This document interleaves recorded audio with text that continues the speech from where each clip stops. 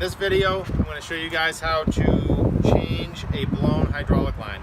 But in this case, it's not blown, but I'm just going to kind of be under the impression that it is. So it kind of relate to your situation if you have a blown line. So first off, obviously if you're lucky enough to have a line blow in scoop mode, you'll have all this room where you can set up, do your thing. You could be straight blade or V. You know, obviously if you're V, it's going to be tight quarters and you're just going to have to make the best of it.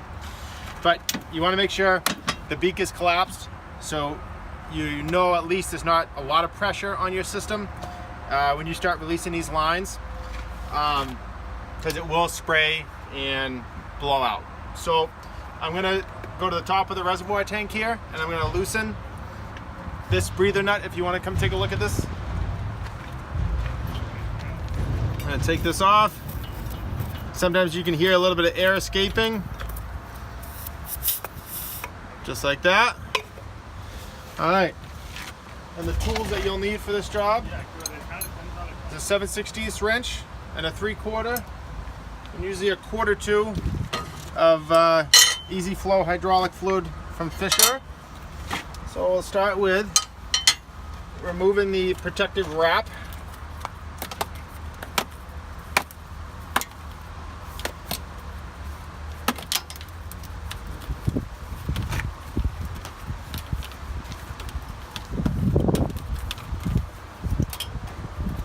All right, I got the line I want exposed.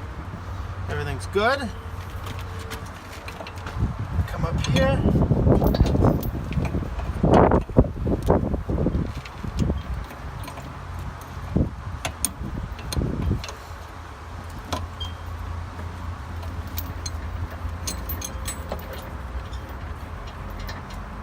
Got it loose. Come down here. Loosen this.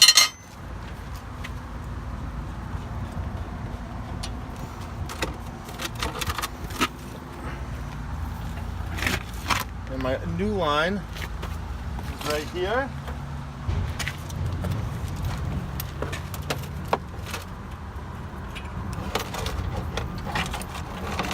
Get the old line out of the way. Slip the new line in.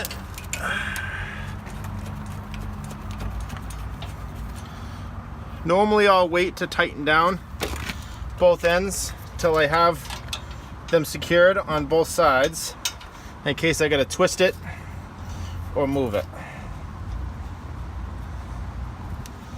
All right, everything seems good. I might twist this out a little bit to match that one.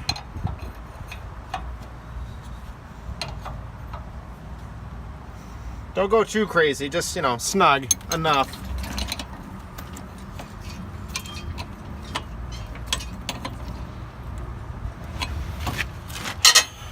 Rewrap the line now.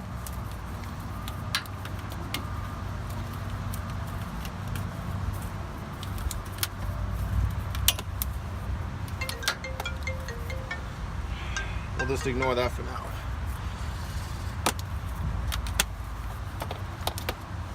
Now, in this line replacement, I happen to have the exact replacement for this side. But on these Fisher XV2s, there's 5 different sizes. You got your 3/8 line. This could be the 38-inch on the driver's side, and we got 1/4, and that'd be the same length. And in this side, I'm not positive, it could be 34 inches, but regardless, you always try to have at least a long 3/8 and a long 1/4 as a spare. So you know what? You can use it on both sides to get you through the storm, and then replace it whenever you know, have time.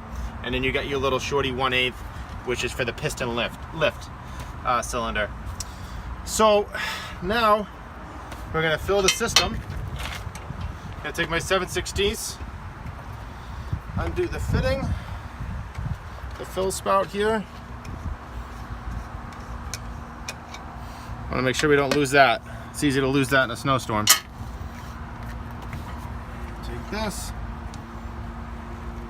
I'm gonna have to borrow a knife.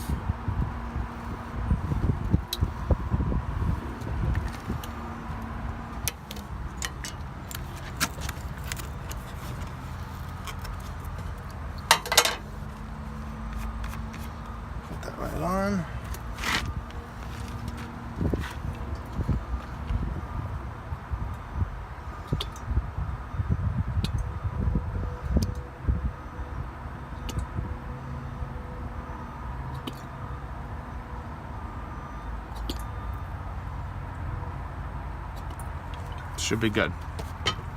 I don't want to put too much in because we are in scoop mode, so the system right now is down just by itself, even though we lost a line. Put the breather back on top. Put the fill plug back in. Snug it up, not too tight though.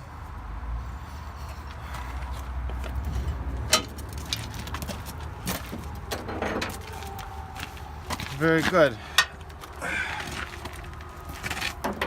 Now what I'll have is my assistant go in the truck. He will lift the plow, move the wings around a little bit, get the air out of that line that we just replaced, and then I'll go ahead and recheck it once the plow is returned to full V mode and beak collapsed.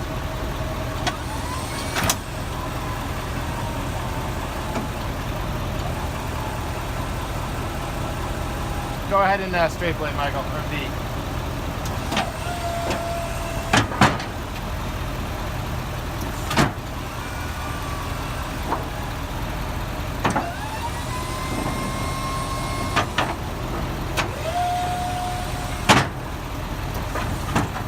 Perfect. Now we'll check and see where we're at.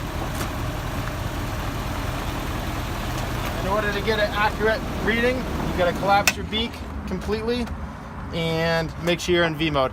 Michael, unfortunately, you can't shut the truck off yet because the circuit just got closed. You got to keep the truck in the on position. Make sure that green light's on.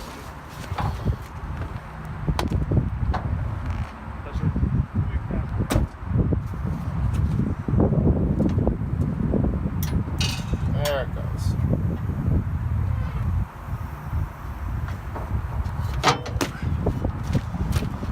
I'll come around here to the vent. Take this off.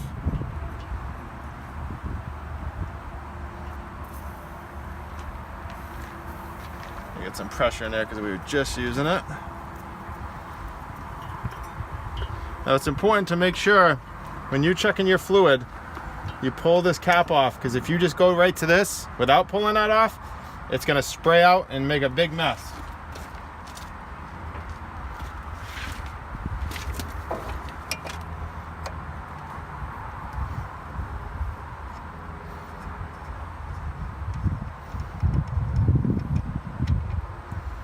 Right up to the top.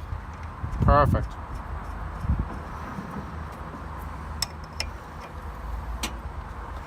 Good. And there you go. That's how you replace a hydraulic line on a plow.